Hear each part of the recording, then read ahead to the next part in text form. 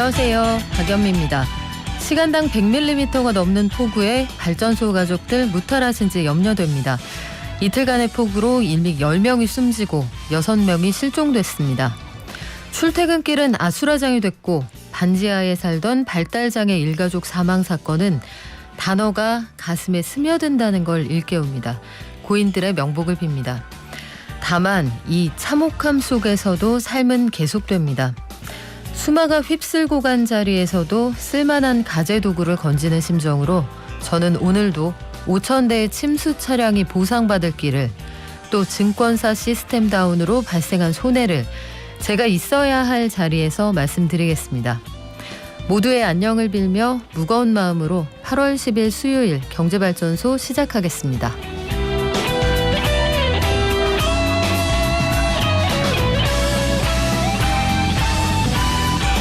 이번 집중호우로 침수 차량이 대략 5천여 대 된다고 합니다.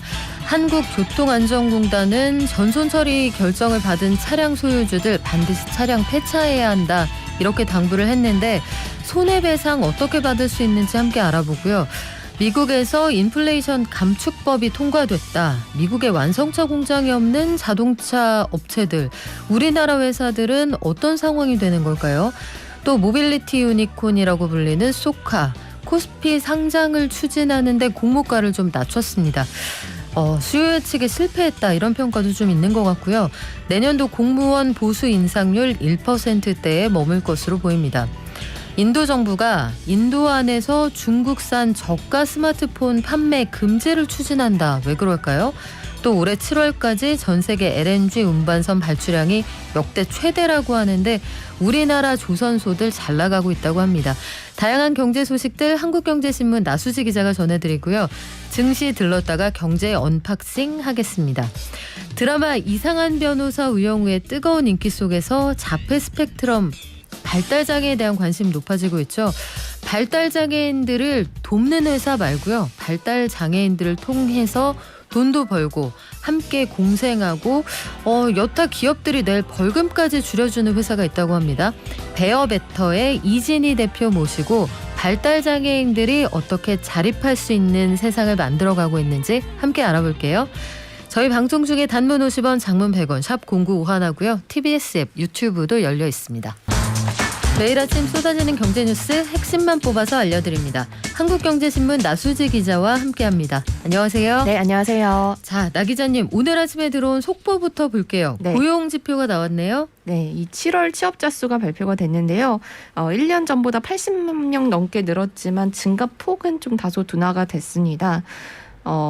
숫자를 좀 살펴보니까 지난달에 취업자 수가 2,847만 명 정도로 1년 전보다 82만 명 늘어난 걸로 발표가 됐는데요. 이 폭으로 보면 7월 기준으로는 22년 만에 최대 증가폭인데, 다만 이 증가폭이 5월이나 6월과 비교하면 조금 낮아지고 있는 추세이긴 합니다. 네. 좀 특징적이었던 거는 제조업 쪽에서 고용 회복이 두드러져서 이런 부분은 좀 긍정적으로 평가할 수 있을 것 같습니다. 참 헷갈리네요. 이게 고용이 후행 지표라서 경기 침체에 방점을 찍어야 할지 아직까지 견조하다의 방점을 찍어야 할지 경기 판단에 대한 얘기는 저희가 꾸준히 전해드리고, 자, 폭우 얘기와 그 피해 보상 얘기를 안 할 수가 없습니다. 침수 피해가 상당히 컸죠.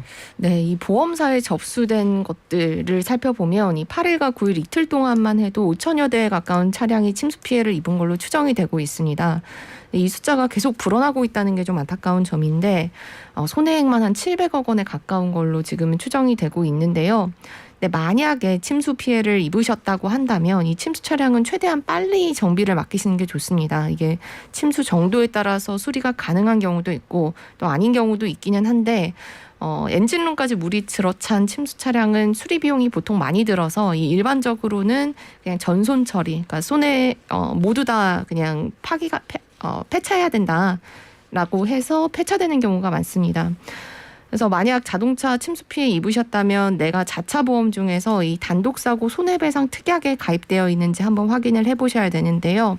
대부분은 가입하는 특약이기는 한데 가끔씩 비용 절감 위해서 이게 흔히 있는 일이 아니다 보니 선택하지 않는 경우도 있을 수 있어서 좀 미리 확인해 보시는 게 좋고요. 또 이렇게 침수 차량이 늘어나면서 교통안전공단이 침수 피해를 입은 차량, 특히 전손 처리 결정 받은 차량 소유주는 반드시 자동차를 폐차해달라. 그리고 이 전손 처리된 차량이 30일 이내에 만약에 회차를 하지 않으면 300만 원 이하의 과태료 처분도 받을 수 있습니다.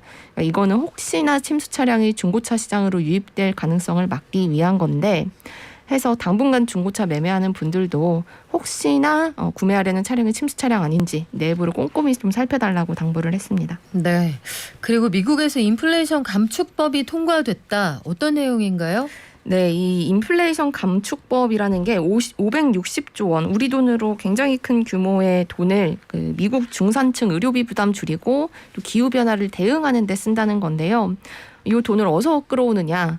돈을 많이 버는 회사들 그리고 고소득층으로부터 좀 더 걷겠다는 겁니다. 돈을 쓰는 곳은 이 건강보험 지원에 80조 원 정도 쓰고요.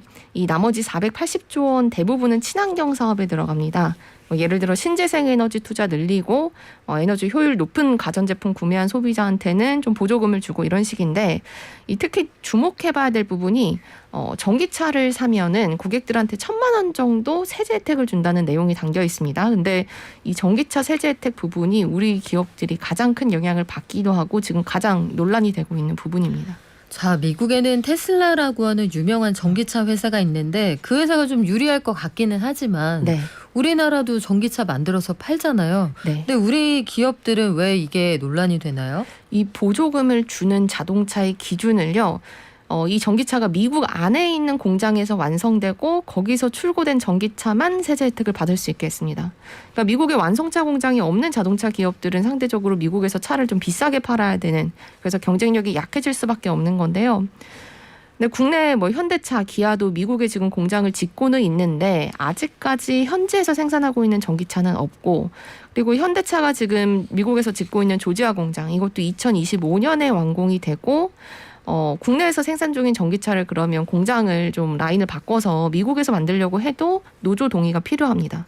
그래서 굉장히 어려운 부분들이 있고 배터리 기업들에 대한 영향은 조금 갈리는데요. 일단 세계 1위 배터리 기업이 중국 CATL인데 이 CATL은 보조금 지급 대상에서 제외되기 때문에 상대적으로 보면 우리 기업들이 좀 시장 점유율을 늘릴 수 있는 여지가 있지 않을까 싶은 반면에 이 법안에서 또 뭐라고 규정하고 있냐면 배터리에 들어가는 광물의 채굴과 재련 역시 40% 이상 미국에서 이루어져야 그 배터리를 담은 차가 세제 혜택을 받을 수 있다. 이런 조항이 있거든요. 근데 그 대부분 중국에서 나지 않아요? 그렇습니다. 그러니까 그게 문제입니다. 배터리에 들어가는 광물의 대부분 한 70% 정도 세계적으로 중국에 의존하고 있다고 하는데 당장 중국에 대한 의존도를 낮추자니 비용이 너무나 많이 올라갈 테고 현실적으로도 어려운 상황이라서 배터리 기업들도 고민이 상당히 깊고요. 그래서 결국 이 법안의 수혜를 입을 걸로 예상되는 거는 역시 미국 기업 말씀하셨던 테슬라, GM 이런 것들인데 여기는 원래 미국 법안에서는 이 전기차 구매할 때 세금으로 지원해주는 한도가 이 업체당 20만 대까지였습니다. 근데 이 새로운 법안에서는 이 한도가 사라지게 돼서 테슬라랑 GM은 조금 더 혜택을 입을 것 같은데 그럼에도 불구하고 미국 현지에서도 이거 너무 좀 조항이 까다로운 것 같다라는 비판의 목소리는 나오고 있어요. 왜냐하면 법안의 목표가 미국 자동차 살리기 법이 아니라 인플레 감축 그리고 친환경 목표를 달성하겠다라는 것인데 이렇게 깐깐하게 하면 전기차 전환을 높여서 탄소 배출을 줄이려는 이 목표는 달성하기 어려워지는 것이 아니냐. 이 친환경 법안이 진짜 친환경 법안인지 혹은 자국 우선주의를 가장한 그 친환경인지 이런 비판의 목소리도 조금 이어지고 있습니다. 글쎄요. 지금 경제 블록화가 굉장히 그러니까 가속 페달 밟고 있는 상황이기는 한데 우리가 국제 분업 시스템 덕에 그래도 상당히 낮은 소비자 물가를 각국이 유지했던 거잖아요. 비교 우위도 필요가 없는 시대가 되면 이게 생산 단가가 전반적으로 다 올라갈 텐데 그 생각이 납니다. 여우랑 학이 서로 초대해서 못 먹는 그릇에 음식을 담아서 네. 대접했던 그 생각도 나는데 글쎄요. 우리 기업도 좀 긴장해야 될 것 같고 차량 공유 서비스입니다. 쏘카. 네. 주식시장에 상장하려고 계속 기웃거리고 있었는데 몸값을 낮추나요? 네, 굉장히 확 낮췄습니다. 이 지금 쏘카가 코스피 시장에 상장하려고 이 기관 투자가들 대상으로 원래 우리가 가격을 얼마나 매기면 주식을 사겠습니까? 이렇게 물어보는 수요 예측을 했거든요. 근데 원래 회사가 받고 싶었던 금액은 주당 34,000원에서 45,000원 사이였는데 기관 투자가들한테 물어보니까 너무 비싸다. 대부분이 3만 원 이하 정도면 주식을 좀 사볼게 이렇게 적어낸 거예요. 그래서 경쟁률도 상당히 낮았는데 이 기관 투자가 대상 공모주 청약 경쟁률이 100대 1도 못 미쳤습니다. 근데 보통은 경쟁률이 한 1000대 1은 그래도 넘는다는 걸 감안하면 기관 투자가 반응이 정말 굉장히 나빴다는 걸 의미하는데요. 근데 보통은 이렇게 기관 투자가 반응이 나쁘면 대부분 기업들은 상장을 철회하는 경우가 많습니다. 왜냐하면 기업들이 이렇게 시장에 자기네 주식을 올릴 때는 새로운 주식을 발행해서 새로운 주주들한테 이 주식을 팔고 그리고 그 돈을 회사가 받아서 새롭게 투자를 하는 원동력이 되는 건데 이렇게 주당 가격을 깎으면 회사에 들어오는 돈이 적어지게 되니까요. 그래서 쏘카가 공모가가 원래 회사는 34,000원 그리고 45,000원 사이였는데 결국 공모가를 28,000원으로 낮췄습니다. 이렇게 되면 원래 기준으로는 회사에 한 1,500억 정도 들어올 수 있었는데 1,000억 정도만 새로운 돈이 들어오게 될 예정입니다. 지금 나수지 기자님 말씀하신 것처럼 상황 좀 봤다가 네. 증시 분위기가 좀 돌아오면 상장해도 될 것 같은데 이게 서두르는 이유가 있나요?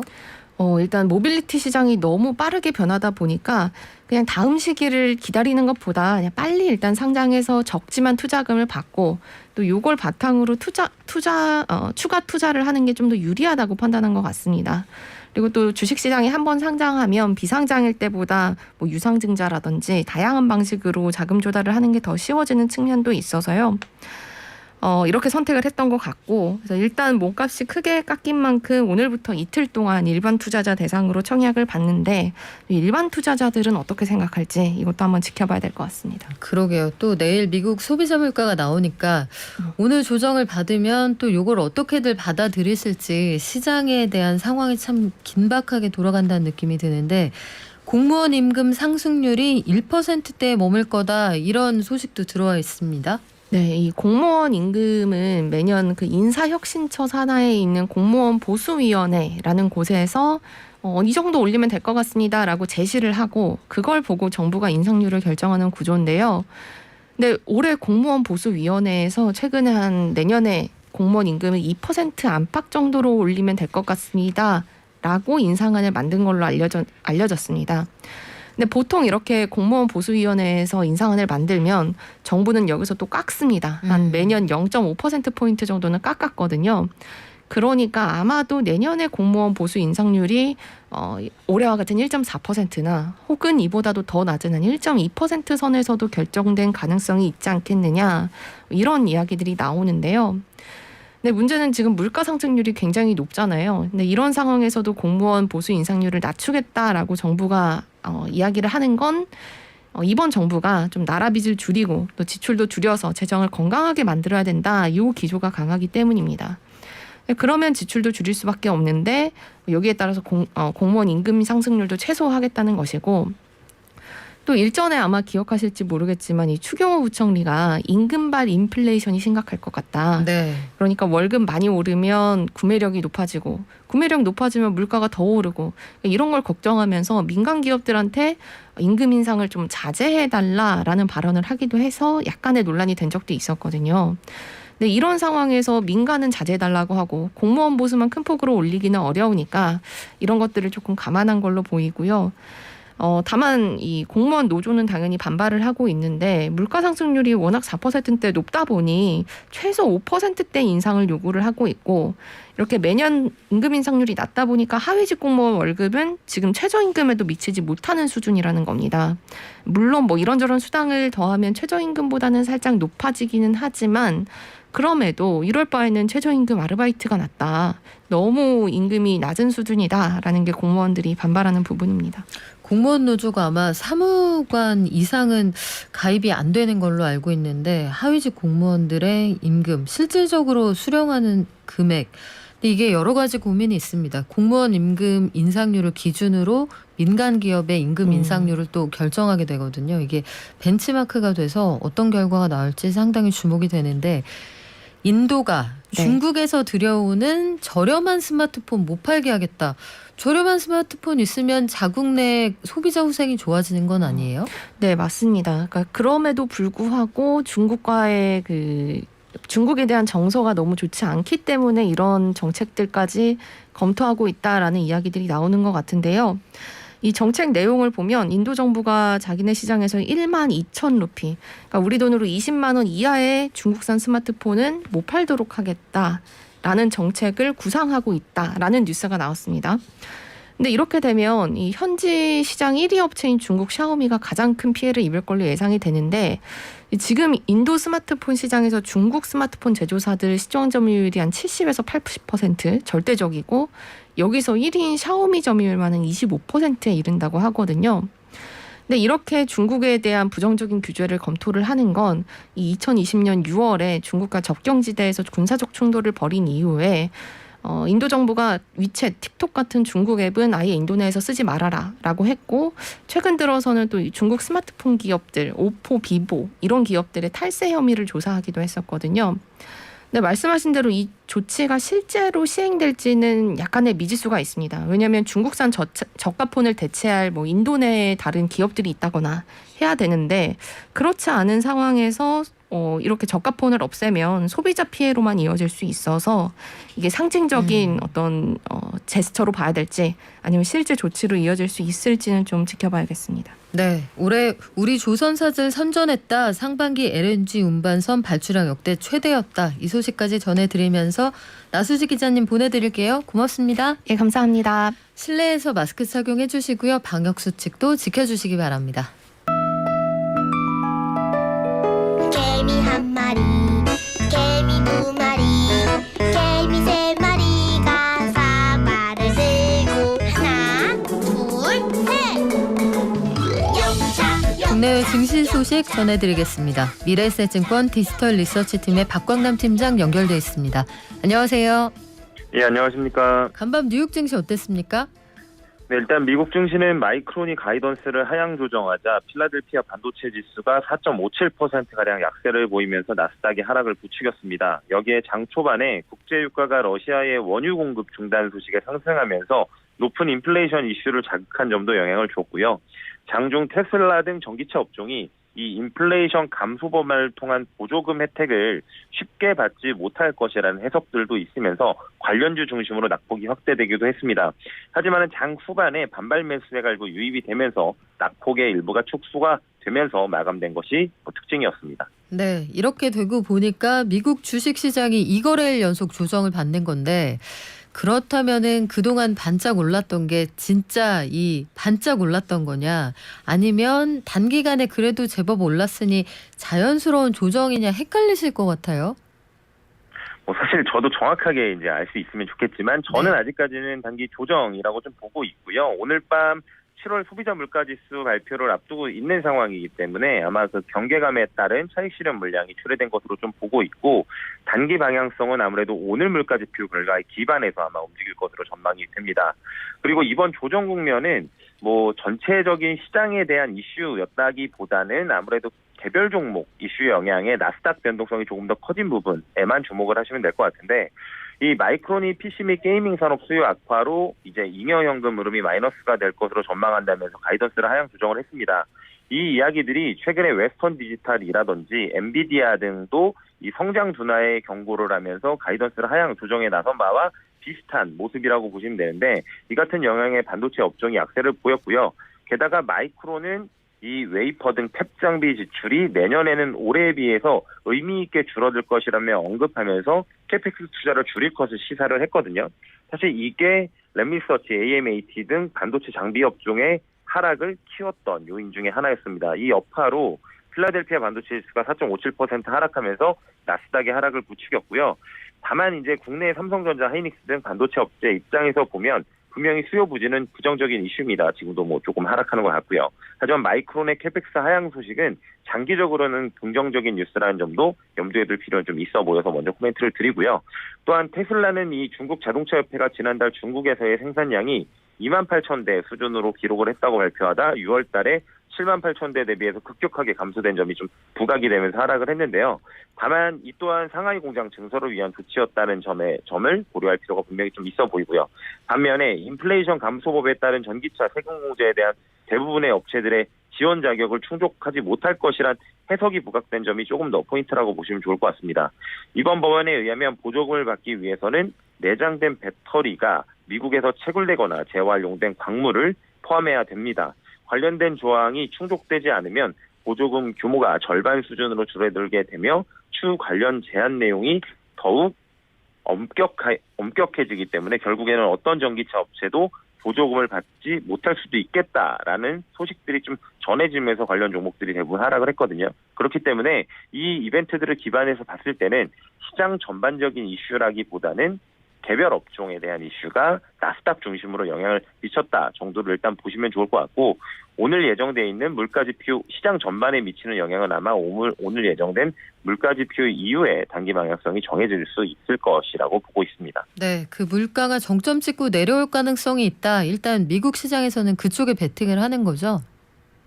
네, 일단은 물가에 관련해서는 헤드라인 수치는 확실하게 낮아질 가능성이 높아 보이는데, 문제는 근원 수치가 지금 시장 예상은 약간 상회예요. 전월 대비해서 약간 상회하는 모습으로 나타나는데, 여기에 대한 해석 여부에 따라서 조금은 달라질 수는 있을 것 같습니다. 네, 글로벌 경기 흐름을 미리 보게 해준다. 경기 선행지수가 나왔는데 이건 어떻습니까? 예, 일단은 아직도 둔화되는 흐름이 나타납니다. 저희가 글로벌 경기 흐름을 예측하는 OECD 경기 선행지수가 전월 대비 한 0.2포인트 감소한 99.18. 그러니까 기준선인 100을 좀 하회하고 있습니다. 여전히 경기 둔화가 지속되고 있음을 보여줬고요. 국가별로 봐도 인플레이션, 낮은 소비자 신뢰, 하락하는 주가지수 등으로 대부분의 국가가 성장 모멘텀 상실이 지속되고 있는 모습입니다.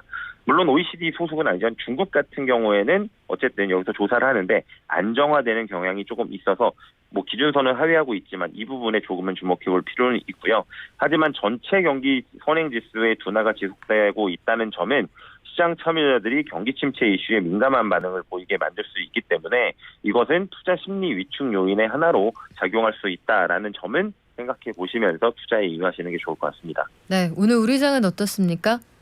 네, 일단 우리나라 시장은 양대 지수 모두 하락 출발을 했습니다. 이 미국 마이크론의 가이던스 하향 소식이 아무래도 크게 영향을 미쳤고요. 우리나라가 반도체 업종의 시가총액 비중이 높다라는 점을 고려해보고 삼성전자, SK 하이닉스 등이 장초반 하락한 영향 등의 장초반 하락을 좀 주도하고 있습니다. 일단은 수요 전망이 악화됨에 따라서 당분간은 관련 종목 업종에 부정적인 영향을 줄 수밖에 없을 것이라고 좀 보여집니다. 하지만 앞서서도 말씀을 드렸다시피 이 마이크론의 내년 캐펙스 하향 소식에 저희는 주목할 필요가 있습니다. 지난 SK 하이닉스도 캐펙스 하향 소식을 전한 가운데 내년에 이런 반도체 전반적으로 공급 증가가 메모리 반도체 기반입니다. 공급 증가가 제한적일 것으로 좀 보여지는 상황이고요. 어차피 수요 전망이라는 것은 변동성이 굉장히 크다는 점을 저희가 기반으로 했을 때 반도체 생산 난이도 증가 등 여러 가지 영향을 고려해서 보면 장기적으로 반도체 가격의 제한적인 공급으로 인해서 가격 하락이 제한되는 이벤트가 오히려 될 수도 있거든요. 그렇기 때문에 이 부분도 주목을 하시면서 시장 하락에 대응하시는 게 좋을 것 같고요. 시장 전반적으로는 지금 반도체 업종의 하락 자체는 개별 업종 이벤트로 보는 것이 좀 맞아 보입니다. 그리고 전일도 언급을 했듯이 어쨌든 이벤트를 앞두고 차익 실현 가능성이 충분히 나올 수 있다는 점은 염두를 해주실 필요가 있습니다. 외국인들 같은 경우에도 7월 중순부터 사실 전일까지 꾸준하게 순매수세를 유입을 했기 때문에 그 부분이 오늘 뭐 차익 실현 나올 수 있는 상황이기도 합니다. 또한 장중에 저희가 중국의 물가 지표가 발표될 예정이거든요. 그렇기 때문에 장중 방향성은 아마 이 물가 지표 발표 이후에 조금은 변할 수 있지 않을까 싶어서 그 시간대 즈음에서 시장 지표 한번 확인해 보시는 게 좋을 것 같습니다. 네, 지금까지 미래에셋증권 디지털 리서치팀의 박광남 팀장이었습니다. 고맙습니다. 감사합니다.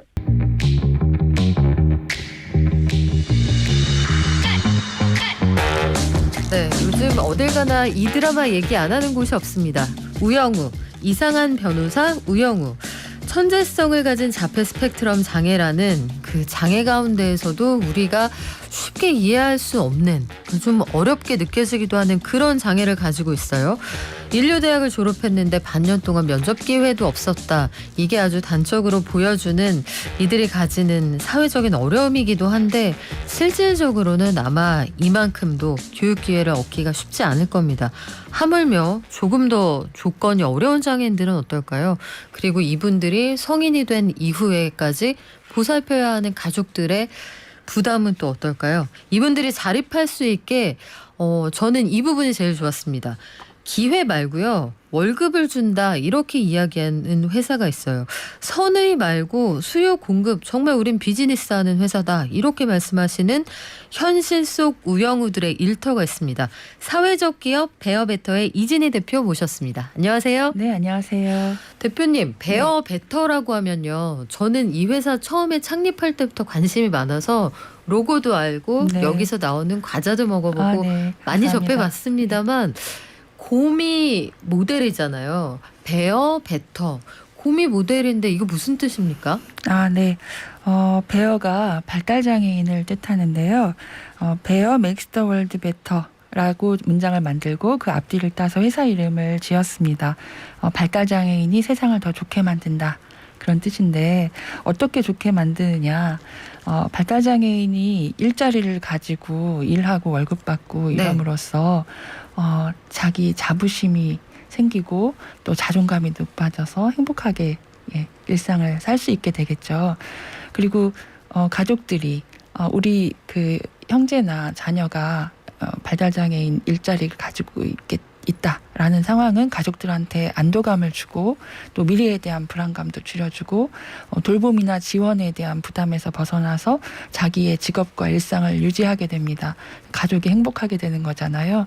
그리고 저희 회사와 거래하는 기업 고객들 입장에서는 발달장애인이 이런 방식으로 일하고 함께 사회에서 공존할 수 있다는 것을 점차 알게 되고 우리도 이렇게 한번 고용을 해볼까라는 엄두까지 내게 됩니다. 네. 그래서 실제로 저희 회사와 거래하던 회사들이 직접 표준사업장을 만들어서 발달장애인들을 고용하는 그런 사례도 한 대여섯 건 있습니다. 실제로 그래서 제가 이 회사가 처음에 창업했을 때 참 재밌는 회사네 했던 게 사람을 키워서 남 주고 싶은 회사라고 맞습니다. 들었어요. 그래서 네이버의 사내 카페 네. 그리고 유명 호텔에도 취업을 시키고 우리가 흔히 알고 있는 제약회사들 이런 곳에도 취업을 열심히 시켜서 야 우리 직원들 많이 뽑아가니까 좋다라고 해서 아니 시커 키운 직원 남 주는데 뭐가 좋습니까 했거든요. 네, 저희는 새로 뽑을 수 있으니까요. 그렇군요.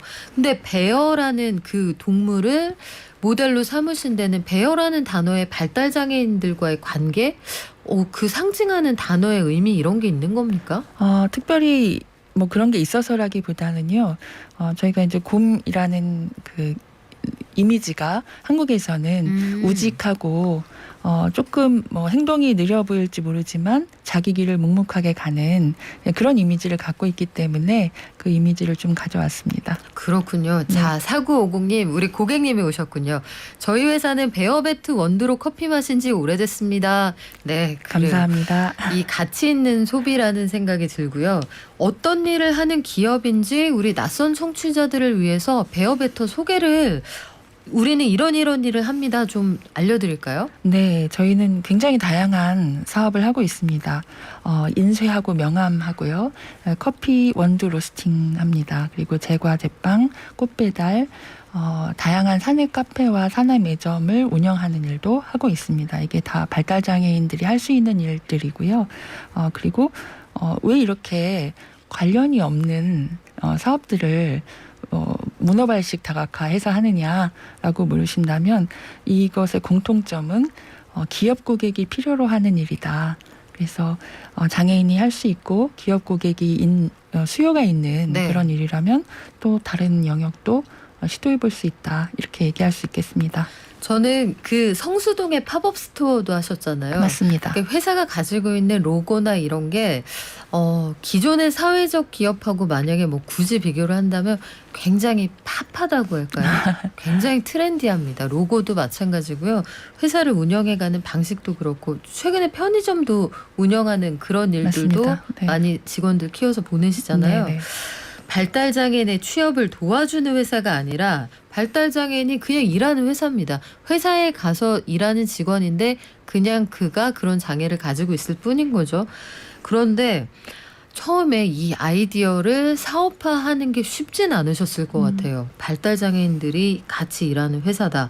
어떤 계기로 회사를 창업을 하신 건가요? 네, 저도 그냥 회사원이었는데요. 그리고 저희 아이가 자폐성 장애가 있어요. 아, 그러세요. 네, 자폐성 장애가 있는 아이를 만나기 전까지는 저도 장애에 대해서 잘 몰랐던 사람인데 이 아이를 키우면서 아주 막연하게 발달 장애인들을 위해서 사회적으로 도움이 되는 무언가를 하고 싶다는 생각을 하고 있었고요. 저는 그런 막연한 꿈만 가지고 있었는데 저의 직장 상사였던 김정호 대표가 그게 그렇게 절실한 일이라면 우리가 직접 사회적 기업을 만들어서 한번 제대로 해보자 라고 제안을 주셔서 시작을 하게 됐습니다. 여기 저희 대화 중에 잠깐 등장한 김정호 대표. 김정호 대표가 우리가 아는 그분 맞습니까? 많이 알려져 있죠. 네, 네이버의 창업 멤버이기도 하시고요. 네, 지금은 브라이언 임팩트 재단의 이사장도 맡고 계시고, 네, 베어베터의 유일한 주주이시고요. 기부같이 투자를 해주셔서 네. 네, 배당도 안 가져가시고 여기서 투자 이익을 회수할 생각도 없으셔서 저희는 잘 그 인프라가 되어 주셨기 때문에 잘 활용하고 있습니다. 그러니까 우리 이진희 대표님하고 네이버 공동 창업자 중 한 분인 김정호 대표는 회사 선후배 사이셨던 거네요. 저의 상사죠. 상사셨군요. 김정호 대표가. 네. 그리고 그때 그 아이디어를 그럼 내가 밀어줄게 한번 해보자 이렇게 됐다는 말씀이세요? 그렇습니다. 야, 시원하게 밀어주는 멋진 선배님이 뒤에 계셨다. 구체적으로 우리 발달장애를 가진 분들을 어떻게 채용을 해서 어떻게 교육을 해서 어떻게 업무를 하게끔 하시는지 이 과정도 좀 궁금한데요. 네네. 저희는 공채를 통해서 선발을 하고 있습니다. 회사에서 이제 인원이 필요하다 하면 이 회사의 홈페이지와 뭐 페이스북이나 이런 걸 통해서 공개적으로 지원서를 올려서 지원을 받고 있고요. 그렇게 지원을 하시는 분들한테 조건을 제시하고 있어요. 저희 회사의 인재상. 네. 첫째, 혼자 출퇴근할 수 있어야 할 것. 이게 발달장애를 아는 사람들이 보기에는 쉬운 조건은 아니다. 굉장히 까다로운 일이죠. 네, 그 정도는 돼야 혼자 출근해서 업무 지시도 이해하고 또 배달도 가고 뭐 이런 회사 생활이라는 것을 혼자 수행할 수 있겠다라는 생각에서 그런 기준을 제시한 거고요. 두 번째는 업무 지시를 이해할 정도의 커뮤니케이션 능력. 자, 요거 포장해 주세요. 요렇게 넣어 주세요. 여기에 옮겨 주세요. 이 정도의 업무 지시를 이해하고 수행할 수 있어야 된다. 본인이 꼭 말을 정확하게 하지 못하더라도 네. 그런 조건이 하나 또 있고요. 마지막으로는 본인이 일한다는 것의 의미를 이해하고 일할 의지를 가지고 있어야 된다. 열심히 일하겠습니다. 네. 그 정도의 생각은 할 수 있어야 된다라고 그 세 가지가 저희의 인재상입니다. 그래서 그런 조건을 충족한 분들을 뽑아서 아마 훈련을 시키는 과정이 만만치는 않을 것 같아요. 네. 제가 베어베터 안에 그 산에 게시판 같은 곳에 붙어 있는 직원들이 회사에 바라는 점, 뭐 그리고 화가 나거나 감정이 조절되지 않을 때는 이렇게 해보세요. 이런 안내문이 붙어 있는 걸 봤거든요. 네. 그런 걸 보면 이 과정이 조직화된 시스템 안에서 업무를 수행하는 게 만만치는 않을 것 같은데 네. 그 트레이닝 해가는 과정은 어떻습니까? 일단 면접을 봐서 훈련생을 선발합니다. 3주간 훈련 과정을 거쳐서 저희 회사에서 수행하는 다양한 일들을 조금씩 테스트를 해보고 그 중에서 수습 직원으로 선발을 합니다. 이 한 절반 정도가 기회를 얻는 것 같고요. 수습으로 3개월 계약을 해서 또 더 심층 면접처럼 보는 거죠. 일반 회사랑 비슷하네요. 비슷합니다. 네. 네, 기본적인 원칙이 다르지 않고요. 대신 이 준비가 될 가능성이 있다라고 생각하면은 많이 기회를 주려고 하는 것, 그것이 차이라고 생각할 수 있습니다. 그래서 3개월 수습을 무사히 마치면 정규직으로 전환합니다. 아, 그러시구나. 네. 그래서 입사를 딱 했다. 처음에 입사한 그 직원들의 표정이 어떨까 저는 참 궁금하거든요. 아마 보호자가 첫 출근 정도는 아마 굉장히 가까이서 지켜보시지 않을까 싶기도 하고, 가족이나 본인들 반응은 어떤가요? 처음 출근할 때. 수습 계약할 때부터 이미 굉장히 기대를 가지고 있고요. 열심히 해보겠다. 나도 돈 벌어서 내 용돈을 내 마음대로 써보겠다. 막 이런 그 생각에 이제 기대에 부풀기도 하고 3개월 수습 기간을 잘 해서 정규직 전환을 해야 될 텐데라는 긴장감을 보이기도 하고요. 네, 보통 그 비장애인들이 입사하면서 겪는 그런 설레임과 긴장감을 똑같이 느끼고 있는 거고요. 이게 특별히 다를 바 있는 것 같지는 않습니다. 그래서 이분들이 3개월의 그 수습 기간 동안 회사 생활이라는 걸 어떻게 해야 오래오래 다닐 수 있나, 그거를 좀 잘 알게 하는 게 3개월 수습 기간의 목표예요. 회사가 여러 사람들이 모여 있는 조직이니까 조직에서 지켜야 될 예의, 또 규칙, 이런 것들에 익숙해지게 해서 그래야 또 오래오래 다닐 수 있잖아요. 네, 그런 걸 목표로 두고 하고 있습니다. 저는 그 베어베터 사내 그 게시판에 회사에 바라는 점 중에 그게 참 감동적이랄까요? 회사를 오래 다니고 싶다가 대부분이에요. 저는 100살까지 다니고 싶어요. 오래 다니고 싶어요.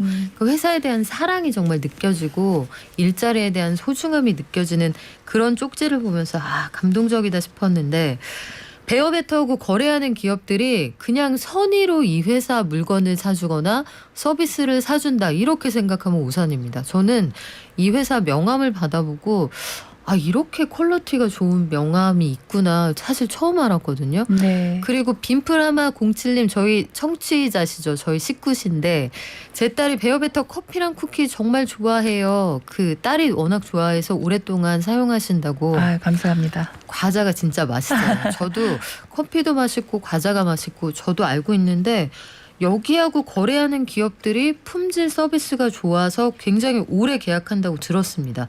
주요 매출처가 어떤 곳들인가요? 생각보다 이제 굉장히 많은 회사거든요. 거의 500여 개의 회사이고요. 저희 출신인 네이버를 비롯해서 굉장히 오래된 고객들이 대림산업, 삼일회계법인, 메일유업, 카카오 이런 회사들이 있습니다. 네. 그렇군요. 업종도 다양하고. 네. 이 회사에서 일하고 계신 제가 아주 가까이 잘 아는 분이 회사에서 직원들이 저희가 또 어떤 회사로 나가고 있어요. 새로 거래처가 생겼어요 할 때 너무 뿌듯해하시던 그 모습이 기억이 나는데, 베어베터하고 거래하면서 직원이 여기에 나가서 근무를 하게 된다. 그럼 근무처를 옮기게 된다라고 하면 그 회사들이 내야 되는 벌금까지 줄어들게 된다 이런 얘기도 들었거든요. 네. 그건 무슨 저희가, 얘기입니까? 주로 이제 기업 고객들하고 거래를 하는 이유가요. 안정적인 고용이 가능하기 때문인데, 이제 기업들도 저희랑 거래해서 이득을 보는 게 있어야 되잖아요. 네. 그게 우리나라의 장애인 고용 정책을 활용하는 겁니다. 100인 이상의 기업은 장애인을 의무적으로 자기 직원의 3.1%를 고용을 해야 되고, 고용을 하지 못하면 고용 부담금이라는 준조세 같은 걸 내게 되죠. 근데 저희 같은 장애인 표준사업장과 거래를 하면 거래 금액의 절반까지 고용 부담금을 줄여주는 제도가 있습니다. 그게 연계고용이라는 제도고요. 일종의 간접고용 같은 거고요. 저희가 기업 고객들을 이렇게 10년간 유지를 하고 500여 개의 기업들과 거래를 할 수 있었던 이유는, 첫째는 저희가 품질과 서비스 납기를 철저하게 잘 지키기 때문이에요. 두 번째는 이 연계고용이라는 그 제도를 활용을 해서 감면을 받게 해주기 때문인데 이게 저희한테는 가격 경쟁력입니다. 발달장애인과 함께 일하는 회사가 당연히 생산성이 떨어지기 때문에 단가가 높을 수밖에 없어요. 그런데 저희 높은 단가, 시장보다 20-30% 비싼 단가를 연계고용이라는 부담금 감면이라는 제도를 통해서 20-30%를 오히려 싸게 만들어주기 때문에 이게 저희의 가격 경쟁력이 되는 거죠. 네, 그래서 기업 고객들도 저희와 거래함으로써 높은 만족도 있는 품질을 제공받으면서 고용부담금 감면이라는 효과, 그다음에 실질적으로 저희 회사에는 장애인 고용이 많이 이루어질 수 있다는 이런 기여, 이런 것 때문에 거래가 계속되고 있는 것이고요. 저희가 장애인 고용 부담금 감면을 거래 금액의 50%까지 감면해주겠다는 약속을 잘 지키고 있는 거예요. 네. 네, 그것에 대한 신뢰가 있기 때문에 기업이 또 계속 유지되는 건데 그 약속이 그냥 발달장애인 고용을 하겠다, 고용을 잘한다 이걸로 되는 게 아니라 저희가 고용을 많이 하면 감면액이 많아지고 고용을 적게 하면 감면액이 적어집니다. 그러니까 매출이 늘어났는데 고용을 안 늘리면 기업은 감면액이 보장이 안 돼요. 그렇군요. 네. 그런데 저희는 매출이 늘어나면 거기에 따라서 장애인 고용을 늘리기 때문에 거래 금액의 50% 감면이 항상 유지가 됩니다. 이게 저희 회사의 가장 큰 차이점이라고 할 수 있어요. 매출 비례 고용. 그렇군요. 이게 서비스와 품질이 기본이죠. 비즈니스니까. 그런데 그게 좋은 와중에 사실은 기업들이 장애인을 의무적으로 고용해야 하는 만큼 고용하면 좋겠지만 현실적으로 그만큼 채운 회사가 많지 않거든요. 그래서 그 제도상의 여러 가지 어려운 점들을 도와주면서 사실 공존하시는 거잖아요. 맞습니다. 그래서 이런 사업 모델이 가능했던 건데 이게 그 비즈니스적인 마인드로 사업을 운영을 하시는 거예요. 근데 최근에 그런 질문도 많이 받으셨을 테고 아마 취재를 하고자 하는 미디어들도 많았을 것으로 예상을 합니다. 이상한 변호사 우영우, 네. 이 드라마를 통해서 발달장애에 대한 이해도가 높아졌다는 분들도 계시는데 또 현실적으로 보면 또 아이를 키우시는 분들은 현실과 상당히 동떨어져 있어서 그게 오히려 오해를 불러일으킬까 봐 걱정이 된다라고도 하세요. 이런 부분들을 보시면서 우리 대표님은 어떤 생각을 하셨을까 궁금하기도 한데요. 네.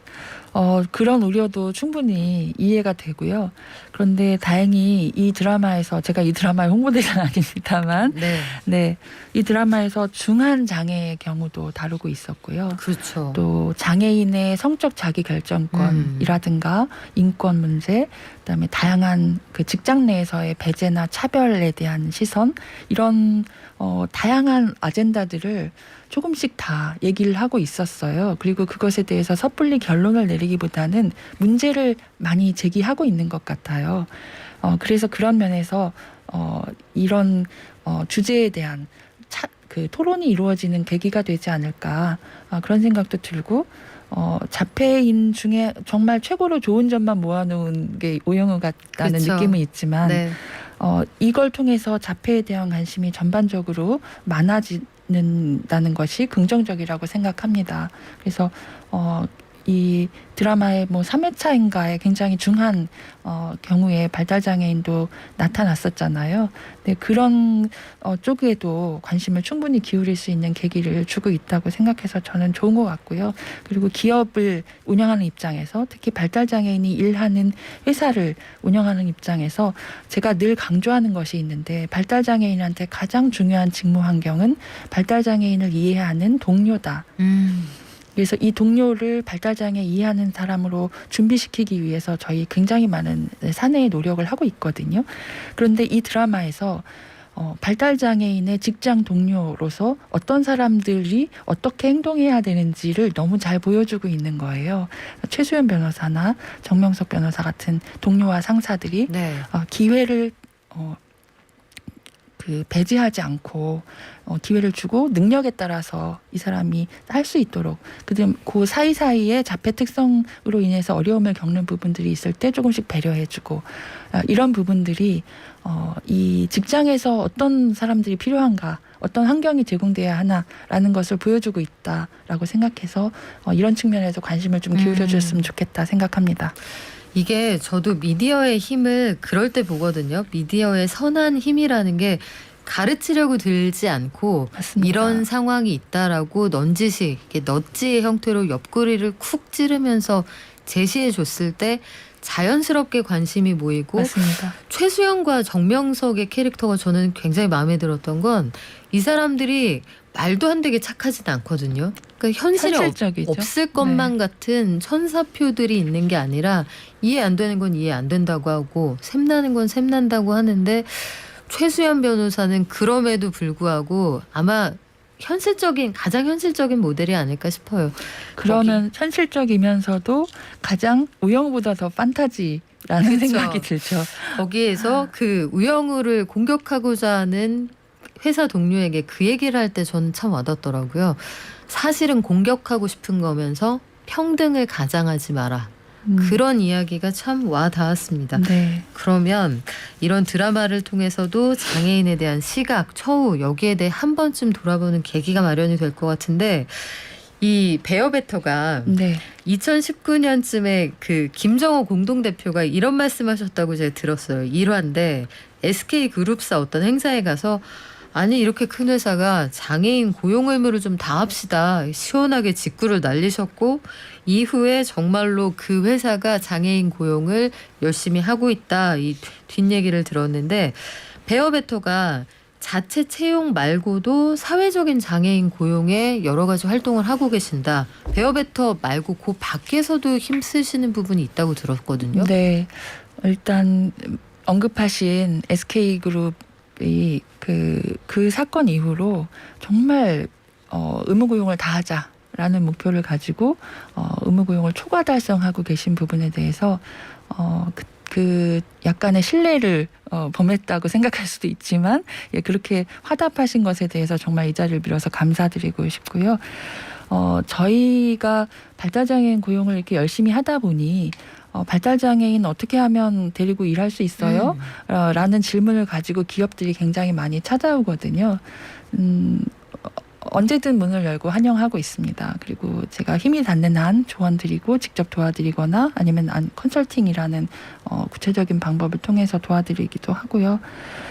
그리고 장애인 부모님들 복지관 이런 데서 이제 어떻게 발달장애인이 일할 준비를 할 수 있나요? 라는 주제로 이제 강연을 요청할 때 그럴 때는 언제든지 달려가고 있고요. 이 서울에 비해서 기업 고객이 지방에는 없는 거예요. 그래서 지방에는 일자리가 만들어지기가 쉽지가 않아서 요즘은 지방의 일자리를 직접 만드는 일에 관심을 좀 기울이고 있습니다. 제가 그 말씀 들었어요. 대구에도 중증장애인 사업장인 브라보 비버를 만드셨다고 들었는데 여기는 곰이 아니라 비버예요. 맞습니다. 이 회사는 어떤 사업체입니까? 네, 지금 말씀드린 것처럼 지역은 갈만한 회사 일자리 이게 별로 없는 거죠. 그래서 서울과 지방의 발달장애인 고용 격차가 6배 정도 됩니다. 서울에서 저희가 연계고용으로 시작해서 발달장애인이 일할 수 있다라는 것을 계속 증명을 해왔습니다. 10년 동안. 그래서 SK를 비롯해서 굉장히 직접 고용하는 회사들이 늘었어요. 저희가 직접 자회사형 만들어준 네이버, NHN, 삼정회계법인 이런 데서 직접 자회사를 만들어서 거의 지금 100여 명 넘게 고용을 하고 있거든요. 서울에서는 발달장애인이 일할 수 있어? 라는 질문을 이제는 별로 하지 않는 거예요. 그만큼 인식이 달라졌는데 그런 질문하면 이제 촌스럽군요. 그렇죠. 네. 네. 그런데 지방은 여전히 기업 수 자체가 없어서 일할 기회를 찾기가 어려운 거예요. 그래서 저희가 고민을 하다가 저희가 지방에 설립하고 운영을 도와주고 그다음에 이 서울에서 장애인 의무고용이 필요한 회사들이 지분으로 참여하는 형태로 지역에 만들자. 그러면 그 지역에서 일자리가 생길 수 있지 않겠나. 그렇게 해서 만들어진 게 브라보 비버 대구고요. 서울 수도권에 있는 10개 회사가 지분을 투자해서 참여해서 또 이 인건비를 지원을 하면서 운영을 하고 있습니다. 그래서 대구에 54명의 발달장애인이 지금 고용이 되어 있습니다. 벌써요? 네. 야, 그러면 조만간 100명 넘었다 이런 소식도 듣게 될 것 같은데 100명 넘는 것보다는 다른 지역에 많이 생기겠죠. 그러네요. 다른 네. 지역으로 번져나가면 좋을 것 같은데 네.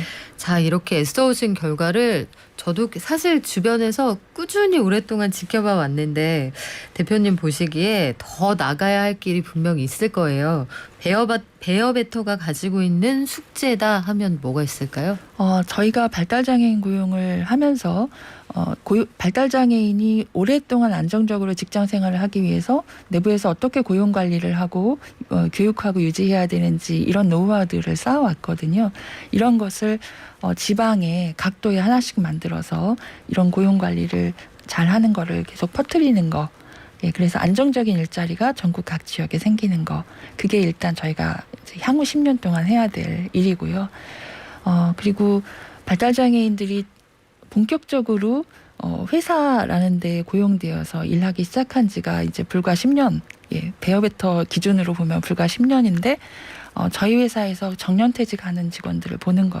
야, 네, 그게 꿈입니다.